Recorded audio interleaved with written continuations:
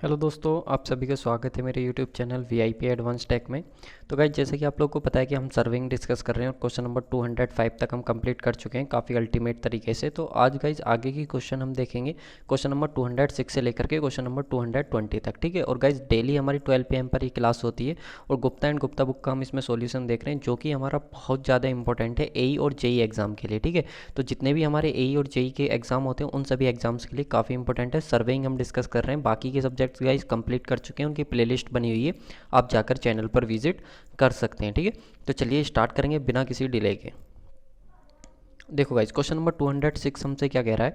Question number 206 में हम लोगों को दो लिस्ट दे रखी हैं, लिस्ट 1 और लिस्ट 2। यानी कि हमको क्या करना है, लिस्ट 1 और लिस्ट 2 को आपस में मैच करना है। लिस्ट 2 में हम लोगों को कुछ फॉर्मूले दे रखे हैं और लिस्ट 1 में आप लोगों को कुछ टेक्निकल टर्म्स दे रखे हैं। यानी कि उन टेक्निकल टर्म्स से रिलेटेड आप लोगों को क्या दे रखे हैं, फॉर्मूले दे रखे हैं। ठीक है।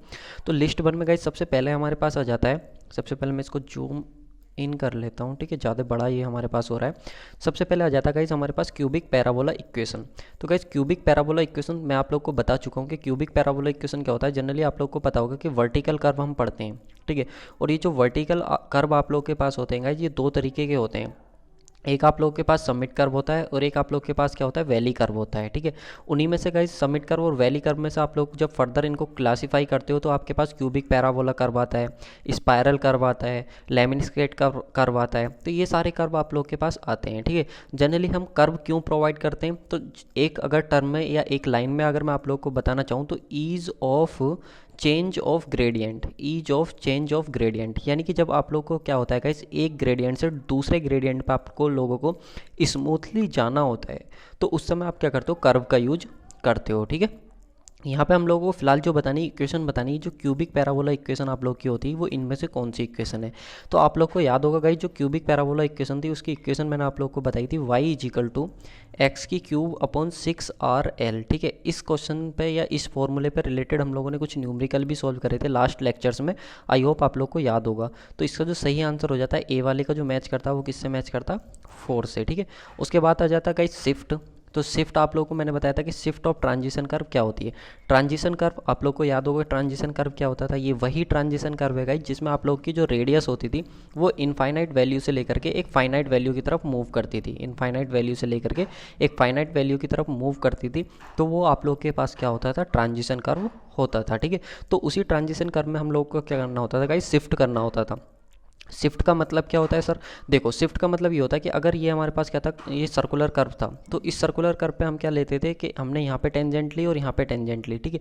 तो इस टेंजेंट के थ्रू जब आप एक्चुअल कर्व लेकर के जाते थे तो वो कहीं और जाता था, लेकिन हम क्या करते थे, हम स्मूथली ग्रेडियंट को चेंज करने के लिए इस कर्व को शिफ्ट कर देते थे, जो हमारा क्या कहलाता था, शिफ्ट ऑफ कर्व कहलाता था। ठीक है। आई होप आपको ये याद होगा मैंने किस तरीके से डायग्राम से आप लोग को बताया था। तो उसी शिफ्ट ऑफ कर्व का मैंने फॉर्मूला भी आप लोग को बताया था, क्या होता है, L² अपॉन 2R। क्या होता है, L² अपॉन 24R होता है गाइज। यहाँ पे L क्या होती है, आप लोग के पास डिस्टेंस होती है जिस पॉइंट तक आप लोग क्या देख रहे हो कि किसी भी पॉइंट पर आप शिफ्ट देखना चाह रहे हो, यानी कि जहाँ से ट्रांजिशन कर्व आप लोग का स्टार्ट हुआ उस पॉइंट से लेकर के उस पॉइंट तक की डिस्टेंस जहाँ पर आप क्या देखना चाह रहे हो, शिफ्ट देखना चाह रहे हो। ठीक है। उस पॉइंट तक की डिस्टेंस होती है। और R क्या होती है, R होती है उस सर्कुलर कर्व की रेडियस, जो आप लोगों का क्या होता है बिटवीन द स्ट्रेट कर्व या फिर बिटवीन द जो आपका क्या होता है, जो टेंजेंट लाइन होती है उसके बीच एग्जिस्ट करता है। ठीक है। ये आप समझ सकते हो। नेक्स्ट आप लोग के पास, जैसे कि मैंने आप लोग को बताया कि वर्टिकल कर्व होता है, और ये वर्टिकल कर्व हमारे पास दो तरीके के होते हैं, एक वैली कर्व होता है, एक समिट कर्व होता है। तो गाइस इनको मैं आप लोगों को, जो हमारा सर्वेइंग है, सॉरी जो हम लोगों का हाईवे सब्जेक्ट है, ठीक है, हाईवे में मैं आप लोगों को काफ़ी अच्छे तरीके से कंप्लीट करा चुका हूँ कि क्या आप लोग का समिट कर्व होता है, क्या वैली कर्व होता है, किस तरीके से लेंथ ऑफ वैली कर्व निकालते हैं, किस तरीके से लेंथ ऑफ समिट कर्व निकालते हैं, वो सारी चीज़ें मैं आप लोग को करा चुका हूँ। लेकिन यहाँ पर हम बात करेंगे सबसे पहले लेंथ ऑफ वैली कर्व की। तो गाइस जो लेंथ ऑफ वैली कर्व है आप लोग का, उसका जो सही आंसर हो जाता है आप लोग के पास, वो क्या हो जाता है, अगर यहाँ पे हम देखें तो N², ये जो N² अपॉन 1.50 प्लस के 0.035S, इसके बारे में मैं डिटेल में आप लोग को बताऊंगा। इसके लिए मैं आप लोगों के लिए सॉल्यूशन लेकर के आया हूँ। ठीक है। उसके बाद देखो समिट कर्व, जब आप लोग के पास गाइस समिट कर्व होता है, तो समिट कर्व की जब आप लेंथ निकालते हो तो समिट कर्व की लेंथ निकालने के लिए फॉर्मूला होता है एन एस स्क्वायर अपॉन 4, ठीक है। तो इस फॉर्मूले का हम यूज़ करते हैं जब हम समिट कर्व की लेंथ को निकालते हैं। तो ये फॉर्मूलेज कुछ हमारे पास होते हैं गाइस, जो स्टैंडर्ड फॉर्मूले जो हमको याद रखने होते हैं। जनरली मैं आप लोग को ये हाईवे में बहुत डिटेल में बता चुका हूँ, अगर वो वीडियोज़ आपने नहीं देखी हैं तो जा करके देखें, वहाँ पर मैंने हाईवे में बहुत नॉलेज आप लोग को दी है, ठीक है। एक एक क्वेश्चन में कई कई क्वेश्चन मैंने आप लोग के कवर कराए हैं, तो वहाँ से आप उस चीज़ को जा करके विजिट कर सकते हैं। तो समिट कर्व के लिए ये वाला फॉर्मूला हो गया, और फाइनली जो वैली कर्व के लिए फॉर्मूला था वो आप लोग के थर्ड वाला हो गया, ठीक है। तो सही आंसर इसकी अगर हम बात करेंगे, सही आंसर क्या हो जाता है आप लोग का इसके अकॉर्डिंग, तो ऑप्शन नंबर डी बिल्कुल सही आंसर हो जाता है, ठीक है। ये क्वेश्चन आप लोग का IAS 1996 में आप लोगों से एग्जाम में पूछा जा चुका है। चलो नेक्स्ट गाइज, मैं आप लोग को जैसे कि मैं आप लोगों से कह रहा था कि वैली वर्टिकल कर्व के बारे में आप लोग को बताने वाला था। तो देखो ये वर्टिकल कर्व आप लोग के पास होता है। वर्टिकल कर्व जनरली मैंने जैसे आपको बताया कि कर्व का जो काम होता है वो आप लोग का क्या होता है, ग्रेडियंट को जब आप एक ग्रेडियंट से दूसरे ग्रेडियंट पर जब आप ट्रांसफ़र करना चाहते हो या मूव करना चाहते हो तो आपका आसान हो जाए, तो वहाँ पर हम क्या करते हैं, वर्टिकल कर्व का यूज करते हैं। अब ये जो वर्टिकल कर्व्स आप लोगों के पास होते हैं दो तरीके के होते हैं, एक तो समिट कर्व होता है और एक आपके पास वैली कर्व होता है। इस समिट कर्व को हम क्रेस्ट कर्व भी बोलते हैं और कॉन्वेक्सिटी अपवर्ड भी बोलते हैं, ठीक है। साथ ही अगर मैं आप लोग को बताऊं, वैली कर्व जो होता है आप लोग का, इसको सैक कर्व भी बोलते हैं विद कॉनकेविटी अपवर्ड, ठीक है। इस चीज़ को आप ध्यान रखना, ये कई बार पूछा जाता है। तो उसके बाद देखो गाइस, समिट कर्व में सबसे ज़्यादा जो आप लोग को ध्यान रखना है ये एन ध्यान रखना है। ये एन आप लोग को ध्यान रखना है। एन क्या है गाइस आप लोग का, जो डेविएशन एंगल होता है। एन क्या है आप लोग के पास, डेविएशन एंगल है। मैं सच बता रहा हूँ ये बहुत ज़्यादा इंपॉर्टेंट है, एन आप ध्यान रखोगे, ये डेविएशन एंगल होता है। और इस डेविएशन एंगल के बारे में आप लोग को बताऊंगा, जैसे कि आप लोगों को मान लो अपवर्ड ग्रेडियंट क्या था, प्लस के n1 था, ठीक है, और डाउनवर्ड ग्रेडियंट क्या था, माइनस के n2 था। तो जब ये आपका जो अपवर्ड ग्रेडियंट था और ये डाउनवर्ड ग्रेडियंट था, तो इसके बीच जो एंगल आप लोगों का बनता है, ठीक है, इंटरसेक्शन पॉइंट पे, वो आप लोग के पास क्या होता है, डेविएशन एंगल होता है, ठीक है। और इस डेविएशन एंगल की जो वैल्यू आप लोग निकालते हो ना, ये अपवर्ड ग्रेडियंट और ये डाउनवर्ड ग्रेडियंट, इनका जब आप क्या लेते हो, एल्जेब्रिक डिफरेंस लेते हो। ध्यान से सुनना, algebraic difference, not simple difference but algebraic difference. जब आप इनका एल्जेब्रिक डिफरेंस लेते हो तो आप लोगों के पास क्या मिल जाता है गाइस, इसका डेविएशन एंगल मिल जाता है, ठीक है। इसको आप कैसे कैलकुलेट करोगे, तो n इजिकल टू, देखो एल्जेब्रिक डिफरेंस और जो सिंपल डिफरेंस होता है उसका उसमें डिफरेंस क्या होता है। तो सबसे पहले मैं आप लोग को बताऊं, जब आप एल्जेब्रिक डिफरेंस की बात करते हो ना, तो उस समय आप साइन को कंसिडर करके चलते हो कि वो क्वांटिटी आपकी प्लस की है या माइनस की है, ये चीज़ आप ध्यान रखोगे। लेकिन जब आप सिंपल क्वांटिटी का डिफरेंस लेते हो तो उस केस में क्या होता है आप लोग का, उस समय आप लोग को साइन का कंसिडरेशन करने की ज़रूरत नहीं होती है। सिंपल आप लोग के पास जो भी साइन है आप उसका यूज़ करके उनको कैलकुलेट कर सकते हो। तो यहाँ पे n की वैल्यू जो हो जाएगी वो n1 माइनस के n2। जैसे कि मैंने आप लोग को बताया डिफरेंस लेंगे तो अपवर्ड जो था वो तो हमारा वो क्या था, प्लस का था, और डाउनवर्ड जो हमने लिया वो कैसा लिया, नेगेटिव लिया। तो जब आप इसको सोल्व करोगे तो n की वैल्यू यहाँ से आप लोगों के पास क्या आ जाएगी, n की वैल्यू आ जाएगी फाइनली n1 प्लस के n2, ठीक है। इस चीज़ को आप ध्यान रखेंगे। नेक्स्ट चलो आ जाते हैं, नेक्स्ट पे हम बात करेंगे गाइज।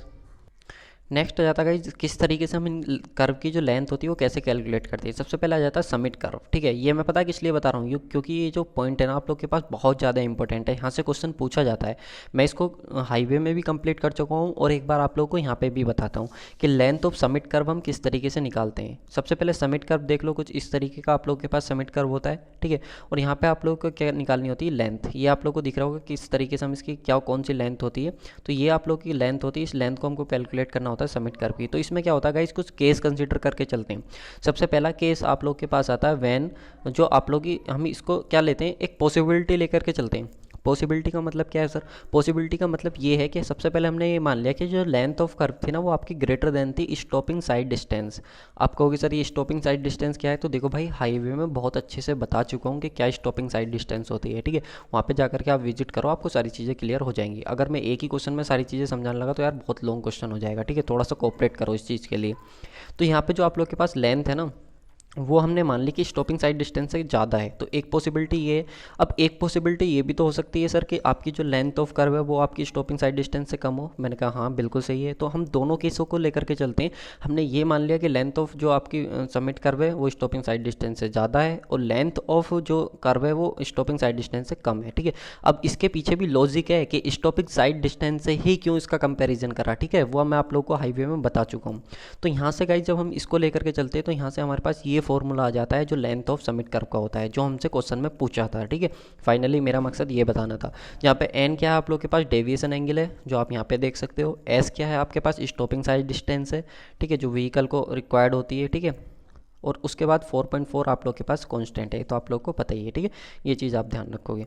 सारी चीज़ें मैंने यहाँ पे आप लोग को प्रोवाइड करा दी कि क्या होता है। देखो दूसरी पॉसिबिलिटी क्या होती है, जब आप लोगों के पास जो लेंथ है वो स्टॉपिंग साइड डिस्टेंस से कम हो। तो एक केस मैंने भी आप लोग को ये बताया था।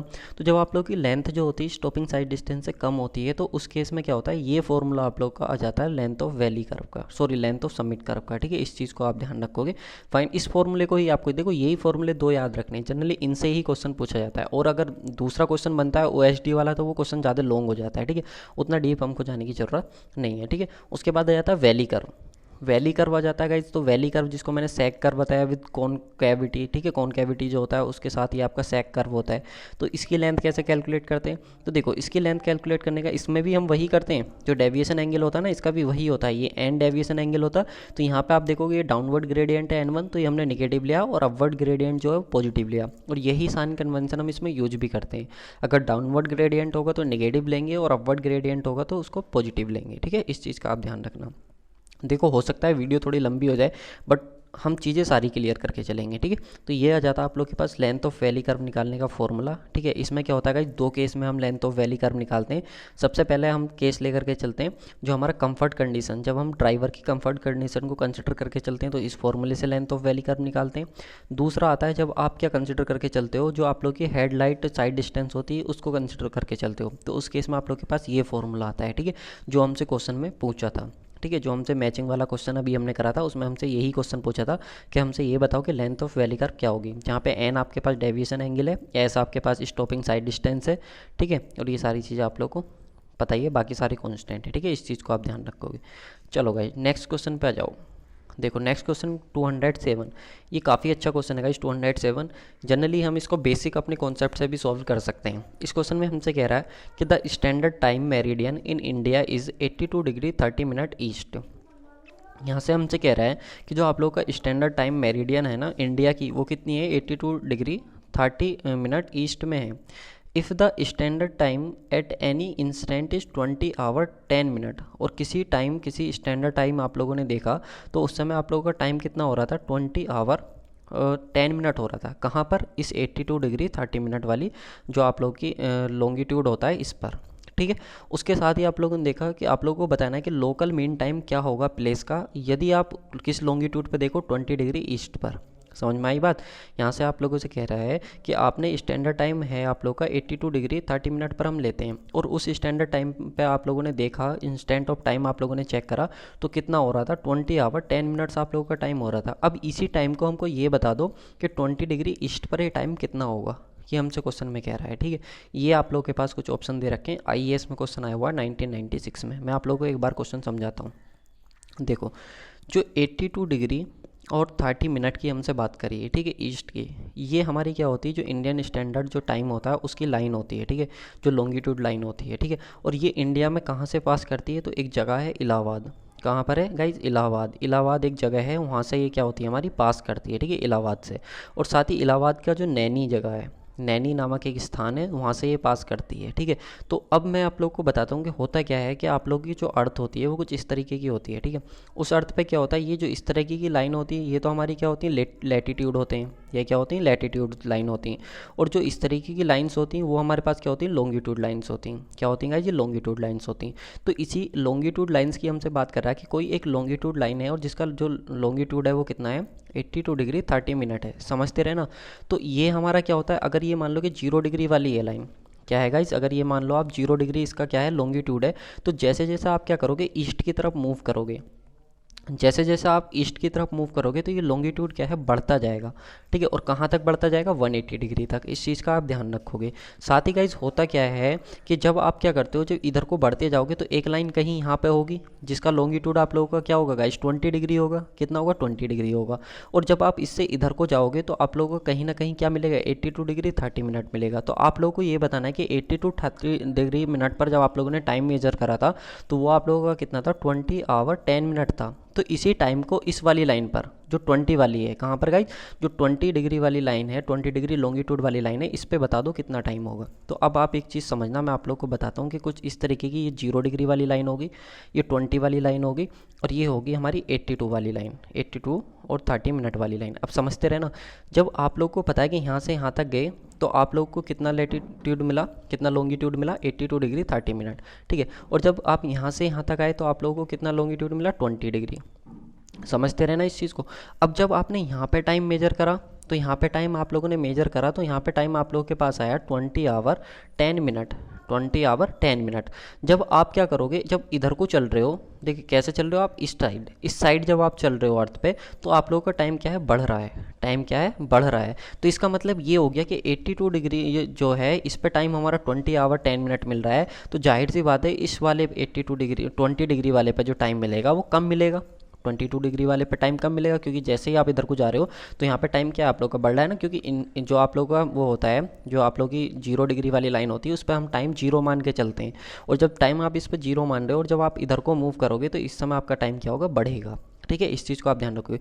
तो 20 डिग्री पे आप लोगों का टाइम कम मिलेगा, तो पहले हम क्या करेंगे, इस 20 डिग्री और ये जो आप लोगों की 82 डिग्री वाली लाइन है, ठीक है, इन दोनों के बीच का हम क्या देखेंगे, इस लैटिट्यूड को देखेंगे कि लैटिट्यूड कितना है। तो जब हम इस लैटिट्यूड को निकालेंगे, सॉल्यूशन है मेरे पास, सॉल्यूशन मैं आप लोगों को दिखा दूंगा, सिर्फ समझते रहो। जब आप इसका क्या निकालोगे, लैटिट्यूड निकालोगे कितना है, तो आप लैटिट्यूड कैसे निकालोगे, 82 डिग्री में से 30 मिनट में से आप 20 डिग्री को माइनस करो, ठीक है। तो जब आप यहाँ से माइनस करोगे तो आप लोगों को पता चलेगा कितना आएगा, 62 डिग्री 30 मिनट आप लोग के पास आ जाएगा, ठीक है। यानी कि ये आपका लैटिट्यूड है किस किस के बीच, 20 डिग्री और 82 डिग्री के बीच। यानी कि अब हमको क्या करना पड़ेगा, हमको देखना पड़ेगा कि इस लैटिट्यूड में, ये जो लैटिट्यूड हमारे पास आया है 62 डिग्री 30 मिनट, इसमें टाइम कितना होगा, इसमें क्या होगा, टाइम कितना होगा। अब सर टाइम कैसे निकालेंगे, तो देखो भाई, आप लोगों को सबको पता है कि 360 डिग्री घूमने में जो अर्थ होती है वो कितना टाइम लेती है, 24 आवर का टाइम लेती है। तो सर 1 डिग्री घूमने में कितना टाइम लेगी, तो सर 1 डिग्री घूमने में हम निकाल लेंगे यहाँ से, मैंने आप लोग के लिए सॉल्यूशन लेकर के आया हूँ कि किस तरीके से हम इसको सोल्व करेंगे। यहाँ पे देखो, जब आप निकालोगे कि जैसे कि मैंने आप लोग को बताया कि 20 आवर में अर्थ कितना घूमती है, 360 डिग्री घूमती है, ठीक है। तो जब आप 1 आवर में निकालोगे तो 15 डिग्री आ जाएगा, और जब 1 मिनट में निकालोगे तो कितना आ जाएगा, 15 मिनट का एंगल आ जाएगा।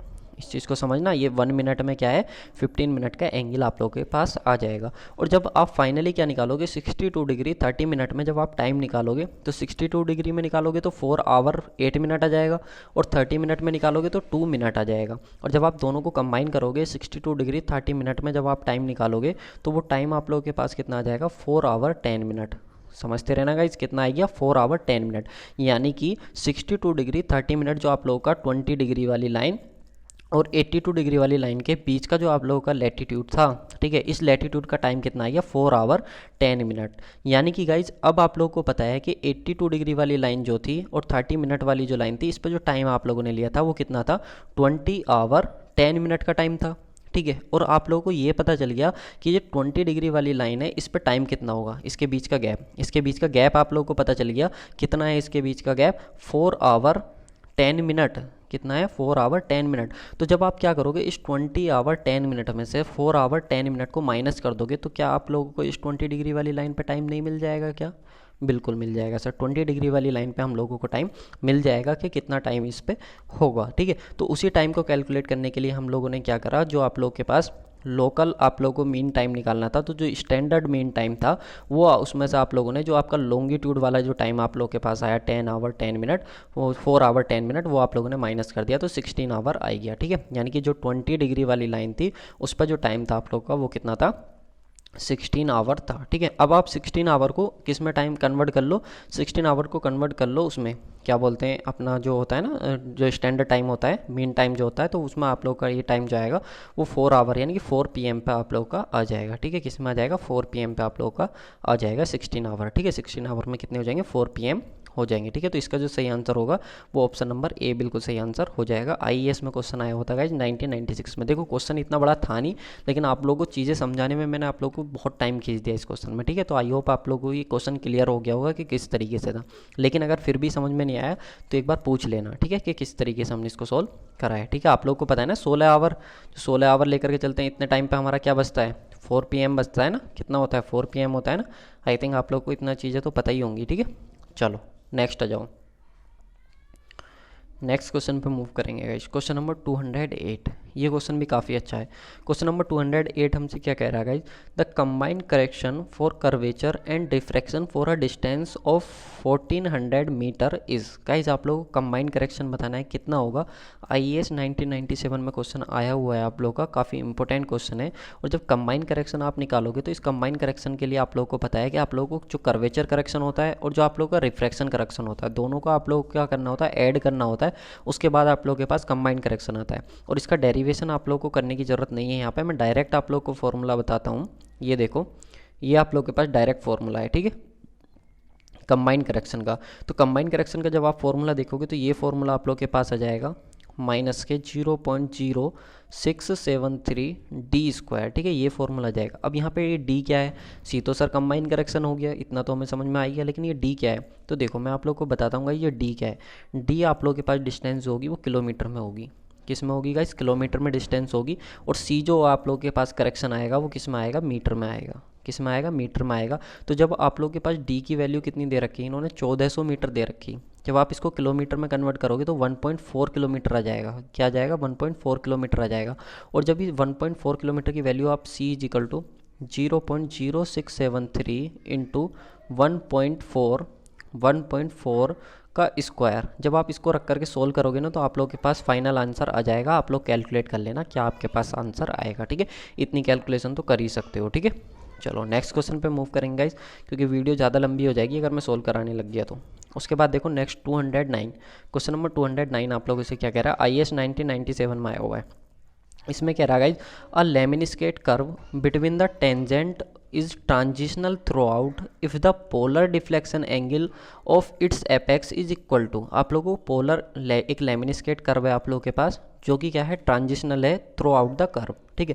साथ ही आप लोगों से ये कह रहा है कि सर उसका पोलर डिफ्लेक्शन एंगल हमें बताइए कितना होगा यदि उसका जो फाई है ना वो डिफ्लेक्शन एंगल है। फाई क्या है, डिफ्लेक्शन एंगल है आप लोगों का, जो इनिशियल और फाइनल टेंजेंट आप लोगों ने ड्रॉ की है कर्व पे।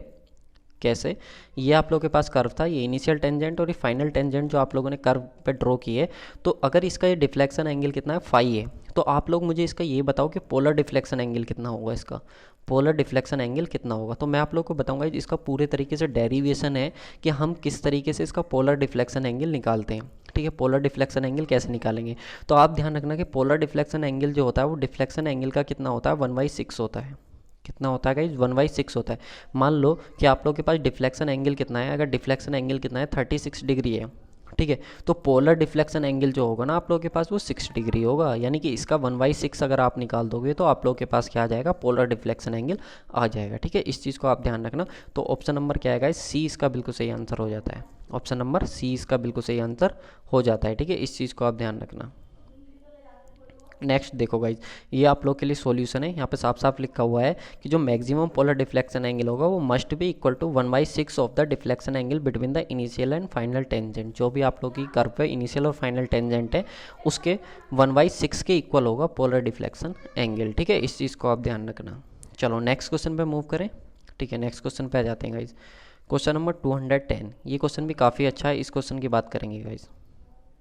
नेक्स्ट क्वेश्चन आ जाता है गाइस, क्वेश्चन नंबर 210। तो क्वेश्चन नंबर 210 में हमसे क्या कह रहा है कि a closed traverse the sum of the south latitude exceed the sum of the north latitude, the sum of the east departure exceed the sum of west departure, the closing line will lie in the. Guys आप लोग को बताना है कि जो closing line होगी आप लोग की वो इनमें किस में एग्जिस्ट करेगी। IAS 1997 में क्वेश्चन आया हुआ है, काफ़ी इंपॉर्टेंट क्वेश्चन है। देखो लैटिट्यूड और डिपार्चर, यार लैटिट्यूड और डिपार्चर तो सिविल वालों के लिए कॉमन होता है, और वैसे ही मैं आप लोग को बहुत सारी चीज़ें लैटिट्यूड और डिपार्चर को लेकर के समझा चुका हूँ।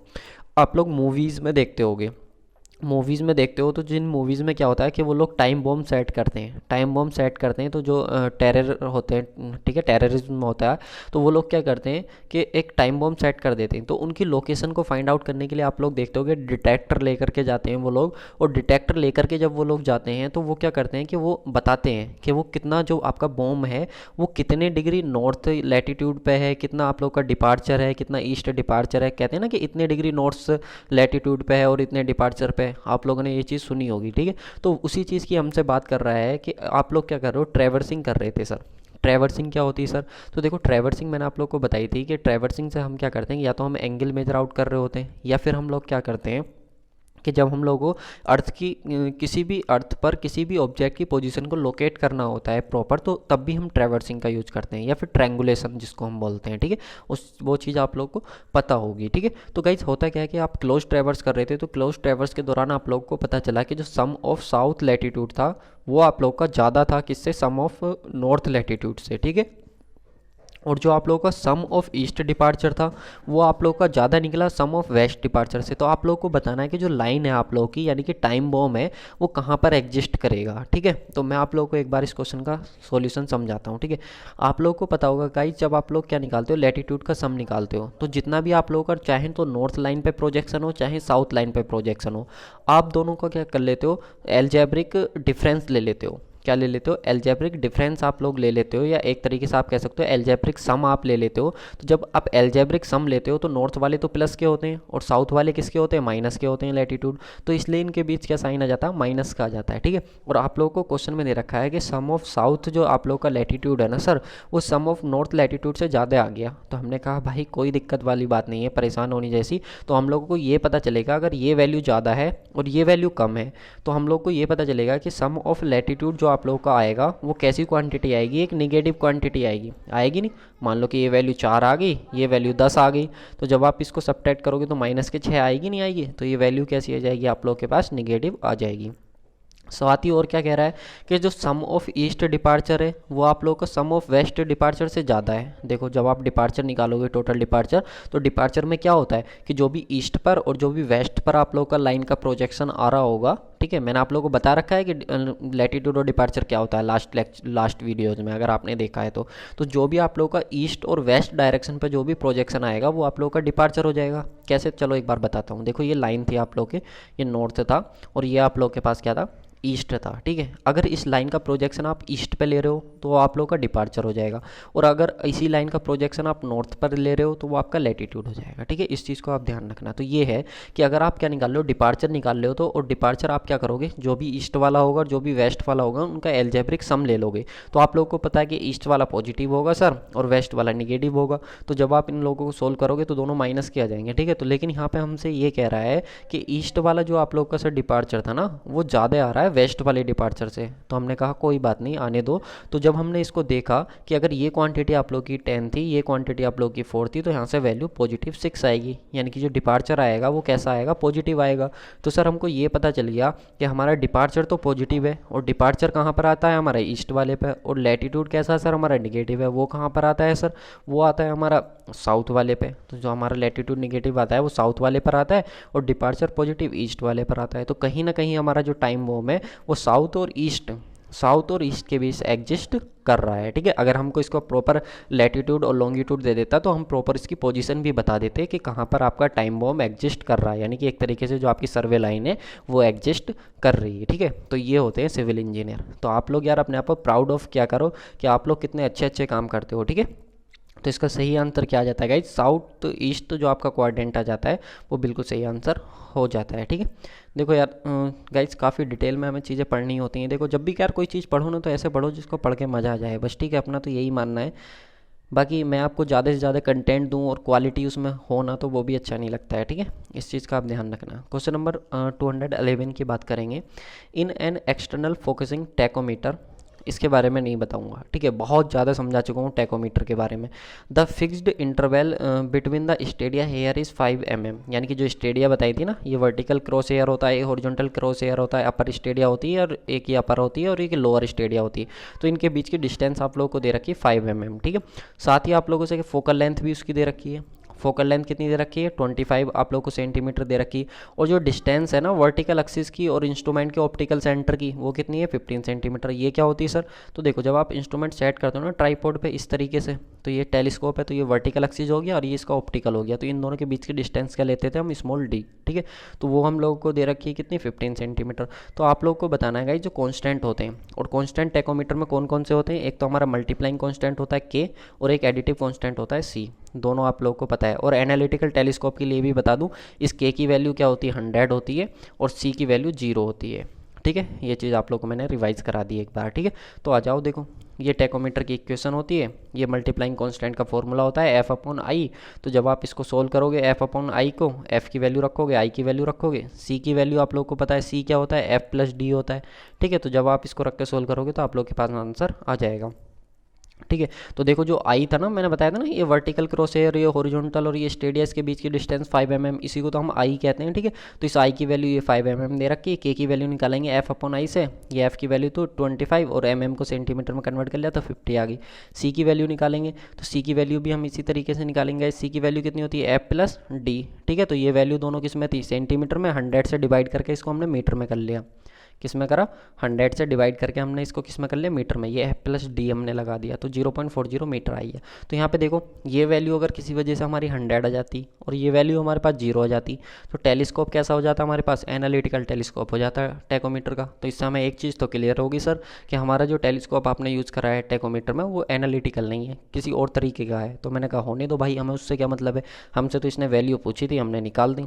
ठीक है, तो के की वैल्यू ये आ गई और सी की वैल्यू ये आ गई। ठीक है, तो इसका सही आंसर क्या हो जाता है वो हम देख लेते हैं, 50 और 0.40। तो ऑप्शन नंबर डी बिल्कुल सही आंसर हो जाता है। IAS 1997 में क्वेश्चन आया हुआ था। ठीक है, चलो एक बार कुछ क्वेश्चन मैं जल्दी जल्दी कराता हूँ यार, वीडियो फिर बहुत लंबी हो जाएगी। ठीक है, ये देखो गाइज, क्वेश्चन नंबर 212, इसमें कह रहा है कि an image of top of the hill is 96 mm, आप लोगों को दे रखा है प्रिंसिपल पॉइंट से ऑन फोटोग्राफ। उसके बाद कह रहा है कि elevation of the top of the hill is 500 metre. जो एलिवेशन दे रखा है वो कितना, 500 मीटर है। और जो फ्लाइंग हाइट है, जिस हाइट पे आप लोगों का जो एयरक्राफ्ट है वो उड़ रहा है, वो 4000 मीटर है एबव द डेटम। तो आप लोगों को रिलीफ डिस्प्लेसमेंट बताना है कितना होगा। ठीक है, रिलीफ डिस्प्लेसमेंट कितना होगा। तो गाइज रिलीफ डिस्प्लेसमेंट क्या होता है पहले मैं आप लोग को वो बताता हूँ। ठीक है, रिलीफ डिस्प्लेसमेंट होता क्या है, यहाँ पे आ जाओ। ये देखो गाइस, रिलीफ डिस्प्लेसमेंट की डेफिनेशन पढ़ो तो इसमें लिखा हुआ कि a displacement on positive plate which represent height of an object on ground called relief displacement. Guys क्या है यहाँ पे देखो, सिंपल मैं आप लोग को बताता हूँ। ये देखो, ये आप लोग के पास एक ऑब्जेक्ट था, एक टावर था जिसकी हाइट स्मॉल एस थी। जब आप इसका फोटोग्राफ लोगे तो कुछ फोटोग्राफ ऐसा आएगा। तो इस फोटोग्राफ पे जो आप लोगों का क्या होता है, ये हाइट जो है, इस हाइट को कोई ना कोई फोटोग्राफ पे तो डिस्टेंस रिप्रेजेंट करेगी ना। तो जो डिस्टेंस फोटोग्राफ पे इस हाइट को रिप्रेजेंट करती है ना, वही हमारा क्या हो जाता है, रिलीफ डिस्प्लेसमेंट हो जाता है सिंपल लैंग्वेज में। ठीक है, और इस रिलीफ डिस्प्लेसमेंट को निकालने का फॉर्मूला हमारे पास ये होता है। ठीक है, ये फॉर्मूला हमारे पास होता है रिलीफ डिस्प्लेसमेंट को निकालने का, जहाँ पे एच और आर और इस कैपिटल है। H capital H flying height होती है। ये आप लोग के पास जो वो होता है ना, क्या बोलते हैं, आइसो सेंटर जो पॉइंट होता है, टिल्ट वाला पॉइंट जो होता है उससे डिस्टेंस होती है। और ये आप लोग का स्मॉल एच जो होता है जो ऑब्जेक्ट की हाइट होती है। ठीक है, तो ये सारे पॉइंट्स आप लोग को गिवन है। तो जब सारे पॉइंट्स आप लोग को गिवन है और जब आप रिलीफ डिस्प्लेसमेंट निकालोगे तो आर की वैल्यू 96 हो जाएगी, स्मॉल एच की वैल्यू 500 आप लोग को दे रखी, और जो कैपिटल एच है उसकी वैल्यू 4000 दे रखी। ये चीज़ आप ध्यान रखना, जो वैल्यू जैसे है वो वैसी रखोगे, क्योंकि स्मॉल एच जो है वो मीटर में है और कैपिटल एच जो है वो मीटर में है। तो मीटर से तो मीटर कैंसिल आउट हो गया, तो स्मॉल आर जो है वो किस में, mm में है। तो आप लोगों का जो फाइनल आंसर है वो कितना आ जाएगा, 12 mm आ जाएगा, और वो भी किस में आ जाएगा, mm में आएगा। ठीक है, तो डी की वैल्यू आप लोग के पास कितनी आ जाएगी, 12 mm। बिल्कुल सही आंसर इसका हो जाता है। ठीक है, तो इस फॉर्मूले को आप याद रखोगे। रिलीफ डिस्प्लेसमेंट क्या होता है वो मैंने सारी चीज़ें आप लोग को बता दी, कौन सा पॉइंट क्या है। जब सारी वैल्यू आप रख करके सोल्व करोगे तो वो हो जाएगा। यार थोड़ी सी मेहनत खुद से भी कर लिया करो। ठीक है, इतना तो बनता है ना। चलो नेक्स्ट आ जाओ गाइस, मैचिंग की क्वेश्चन की बात है। Question number 213। वीडियो कितना लंबा हो गया गाइस, वीडियो लंबा हो रहा है, 30 मिनट से ऊपर पहुंच गया लेक्चर। तो चलो एक काम करता हूँ, ये क्वेश्चन लास्ट लेक्चर में करा देता हूँ, क्वेश्चन नंबर 213 से लेकर के। ठीक है, कंटेंट तो सारा प्रिपेयर है यार, टाइम की बात होती है थोड़ा। चलो ठीक है, फिर नेक्स्ट वीडियो में कराता हूँ। ठीक है, okay guys, thank you for watching this video. Thank you so much. अगर वीडियो अच्छा लगे तो प्लीज़ एक लाइक और शेयर जरूर कर देना, और साथ ही अगर चैनल पर नए हैं तो चैनल को सब्सक्राइब भी कर लें। Thank you so much guys.